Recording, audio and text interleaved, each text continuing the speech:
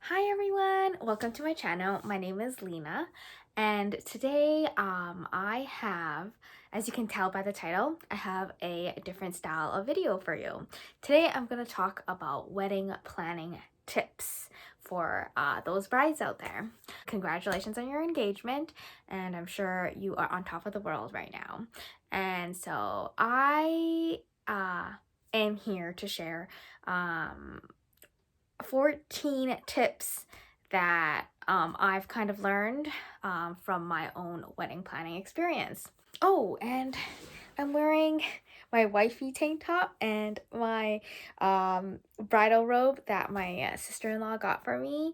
I thought it would be kind of fitting with blushing bride mug that my friends gave me for the bridal shower. Without further ado, let's start. So number one, we didn't use a wedding planner, but what I found very helpful was a wedding template booklet or some sort of downloadable wedding planning template like that had a breakdown of what you should do from 12 months up until the last week of your wedding. That was so helpful. I got mine for free. You know, there's wedding planners that you can buy from like HomeSense, from wherever, that costs money, but you know, if you use Google, you can find something just as good. So that's what I did. I just printed it out, and then it was a checklist every month. At 12 months, what do you do? At 11 months, what do you do? You know, so that was really helpful. Number two was planning the bachelorette party. So for every party, every wedding is different, but a lot of my girlfriends, it was kind of like different groups of girlfriends that don't really hang out together, right? Because I had like three groups. I had Calgary friends, which were out of town, and I live in Edmonton, and then I had my Edmonton friends, and then I also had like family mixing in, like my cousins and whatnot, that I really wanted to have all together to celebrate my wedding.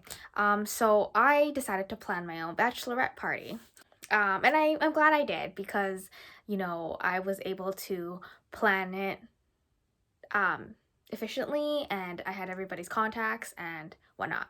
So for the bachelorette party, you know, you don't need to get wasted. You know, if you're not a party goer, then you probably wouldn't be a party goer for your wedding. You know, me too. There's different things that you can do. So what I did was we did pottery painting, and that was so much fun. Every girl, and I tried to keep the budget a little lower, on the lower end. I didn't want to go like Vegas or whatnot, because I just wanted to keep everybody's budget in mind. I had people from out of town, so coming in, and then we ended it off with a private cooking class, and that was amazing. It was so much fun. We had a private cooking class. It was for 3 hours, and food was great. We were separated groups, right? And so one group was responsible for the dessert, sorry, appetizer, and then the main course, and then a meat dish, and then veggie, and the dessert. Yeah, something like that. But it was wonderful. There was all like 7 dishes in total. Okay. So, and then, so instead of all that, you can also do a spa day if you're not partying, because spa, you know, who doesn't like a spa? Mani pedis, right? Number 3 was, I'm so happy that I hired a decorator for the wedding. It was hassle-free on our end. Because everybody at the end of the day is already super tired. Everybody just wants, you know, everybody's having fun, but I didn't want anyone else to feel like, oh, we still have to clean up. So I hired a wedding decorator for both the ceremony and reception location. It was more than I can ask for, and way better than what I could have planned and prepared for myself. For the vendors, Social media has changed the whole wedding scene, I feel like, in terms of looking for vendors. I found all my wedding vendors on Instagram. I just used hashtags like YYC makeup artist, YYC photographer. You just use hashtags and you're able to find all these makeup artists that are private, and you just kind of DM them and ask them, hey, what is your rate? And you kind of shop around like that. But I found my videographer, photographer, makeup artist, hairstylist, all on Instagram. Number 5, I highly recommend getting a photographer, professional photographer, plus a professional videographer.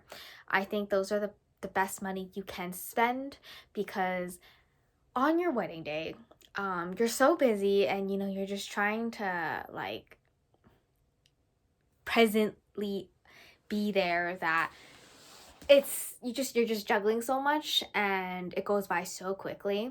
And when you have beautiful photos and beautiful videos to look back on, you and the groom's reaction when your guys are walking down the aisle and you can see like your guest in the background of the videos, and you can see your bridal party and your mom and dad, like it's just amazing. And you can see like that's how they look like that day at that moment, so it's very sentimental and it's a really good keepsake. So I would recommend hiring a videographer and photographer. Number 6, it would be the limo shuttle that I arranged. That was good money spent, because I'm from Edmonton, and so our wedding was out of town. It was in Calgary, so we had a lot of out of town guests. At least just my family alone, we had about 20 to 25 people that utilized the shuttle. And I only really limited to family, especially because our wedding venues were in downtown. Both the ceremony and reception venue was in downtown. Parking wasn't that great. I don't want to put that stress on them to find where the venue is. So what I had arranged was I provided a shuttle service from 1 hour. So our ceremony started at 3:30. So from 2 to 3, I had a shuttle service back and forth from the hotel to the ceremony location to pick up everybody that was staying at that hotel that were my family members. It was mainly family members because we only had 1 hour. Yeah, and then from after the ceremony, I had another hour. I booked another hour for the shuttle to shuttle back and forth from the ceremony location to the reception to the restaurant. And then at the end, it was from 11 to midnight. I also had a 1 hour shuttle service booked for the guests from the restaurant back to the hotel where they were staying at. So that was well money spent.